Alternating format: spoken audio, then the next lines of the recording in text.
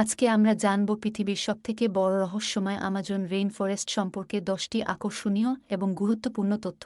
Amazon হল পৃথিবীর জীববৈচিত্র্যের কেন্দ্রবিন্দু। কার্বন ডাই অক্সাইড শোষণ এবং অক্সিজেন উৎপাদন করার বিশাল ক্ষমতার কারণে অ্যামাজন রেইনফরেস্টকে প্রায়শই পৃথিবীর ফুসফুস হিসাবে উল্লেখ করা হয়। এটি একটি জীববৈচিত্র্যের কেন্দ্রবিন্দু।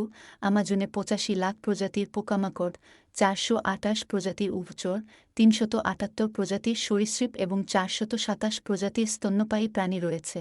অদ্ভুত সব বন্যপ্রাণীর অভয়ারণ্য। সবুজ অ্যানাকোন্ডা।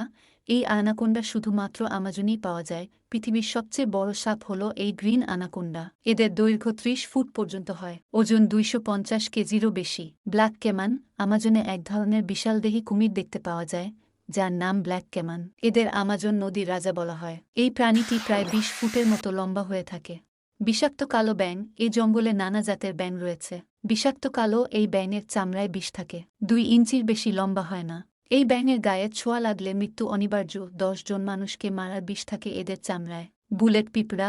পিঁপড়ের প্রজাতির সবচেয়ে বড় প্রজাতি হল বুলেট পিঁপড়া। এটি 1 থেকে 1.5 ইঞ্চির হয়ে থাকে। গায়ে গুলি লাগলে যেমন যন্ত্রণা হয়, এই পিঁপড়ে কামড়ালে তেমন যন্ত্রণা হয়। এই প্রাণী কোনো সুস্থ মানুষকে কামড়ালে মৃত্যুপর্যন্ত হতে পারে। Harpy eagle. এই ঈগল অনেক দূর থেকে পরিষ্কার দেখতে পায়।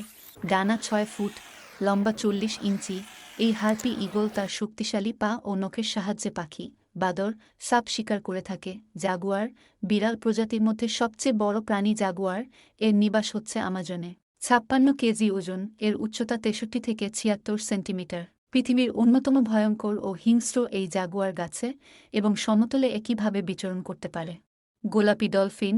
বিরল প্রজাতির এই ডলফিন আমাজনে দেখতে পাওয়া যায়। এই ডলফিনকে বিপন্নপ্রায় প্রজাতি হিসেবে ধরা হয়ে থাকে। ম্যাকাও পাখি। নীল সোনালী ম্যাকাও দক্ষিণ আমেরিকার আমাজন অরণ্যের ম্যাকাও গোত্রের সর্ববৃহৎ প্রজাতির একটি পাখি। এদের দেহের ঊর্ধ্বাংশের পালকগুলো নীল রঙের। অনেক সুন্দর ও বিশালের পাখির আবাসস্থল এই আমাজন রেইনফরেস্ট। পিরানহা। মাংসাশী এই মাছের বসবাস আমাজন নদীতে। এরা 10 সেন্টিমিটার লম্বা হয়ে থাকে। তাদের থেকে অনেক গুণ বড় প্রাণীকে এক নিমিষেই শেষ করে দেওয়া ক্ষমতা তাদের আছে। তারা সবসময় একসাথে দলবদ্ধ হয়ে আক্রমণ করে থাকে। পৃথিবীর প্রাচীন ইকোসিস্টেম। এই রেইনফরেস্টটি প্রায় 55 মিলিয়ন বছর পুরানো বলে অনুমান করা হয়, যা এটিকে গ্রহের প্রাচীনতম বাস্তুতন্ত্রগুলির মধ্যে একটি করে তুলেছে। এর বয়স সময়ের সাথে বিবর্তিত প্রজাতির অবিশ্বাস্য বৈচিত্র্যের জন্য অবদান রাখে। ফুটন্ত নদী। আমাজনের আরেক রহস্যময় বিষয় হল বয়ে যাওয়া ফুটন্ত নদী। নদীটির পানি অত্যন্ত গরম হওয়ার কারণে একে ফুটন্ত নদী বলা হয়। এর সর্বোচ্চ তাপমাত্রা 93 ডিগ্রি সেলসিয়াস। সায়েন্টিস্টরা এখনও আবিষ্কার করতে পারেনি যে এই নদীর পানি কেন এত উষ্ণ। আদিবাসী জনগণ। আমাজনে অসংখ্য আদিবাসী সম্প্রদায়ের বসবাস, যার মধ্যে কিছু হাজার হাজার বছর ধরে বনের সাথে গভীর সম্পর্ক রয়েছে।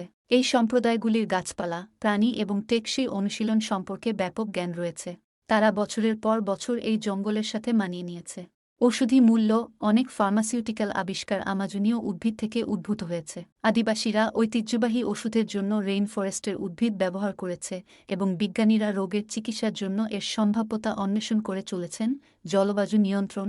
আমাজন বিশ্ব জলবায়ু নিয়ন্ত্রণে একটি গুরুত্বপূর্ণ ভূমিকা পালন করে। এর গাছগুলি প্রচুর পরিমাণে কার্বন ডাই অক্সাইড শোষণ করে এবং সঞ্চয় করে, জলবায়ু পরিবর্তন প্রশমিত করতে সহায়তা করে। বন উজাড় করা এই অত্যাবশ্যক কার্বন সিঙ্ককে ব্যাহত করে। নদী ব্যবস্থা। আমাজন নদী তার উপনদীগুলির বিস্তৃত নেটওয়ার্ক সহ আয়তনের দিক থেকে বিশ্বের বৃহত্তম এবং নীল নদের পরে দ্বিতীয় দীর্ঘতম নদী ব্যবস্থা। এর অববাহিকা 9টি দেশ জুড়ে 7 মিলিয়ন বর্গ কিলোমিটারের বেশি বিস্তৃত। আমাজন নদী আটলান্টিক মহাসাগরে বিস্ময়কর পরিমাণে জল প্রবাহিত করে, গড়ে প্রায় 2,09,000 ঘনমিটার প্রতি সেকেন্ডে। বর্ষাকালে কিছু জায়গায় এর প্রস্থ 50 কিলোমিটারেরও বেশি হতে পারে। হুমকি এবং সংরক্ষণ। তাৎপর্য থাকা সত্ত্বেও আমাজন রেইনফরেস্ট বন উজাড়, খনি, কৃষি এবং জলবায়ু পরিবর্তনের কারণে গুরুতর হুমকির সম্মুখীন। এর সংরক্ষণের জন্য সংরক্ষিত এলাকা এবং টেকসই ভূমি ব্যবহার সহ সংরক্ষণ প্রচেষ্টা অত্যাবশ্যক। আজকের ভিডিও এই পর্যন্ত। দেখা হবে নতুন কোনো ভিডিওতে। ততক্ষণ পর্যন্ত ভালো থাকবেন, সুস্থ থাকবেন। আল্লাহ হাফেজ।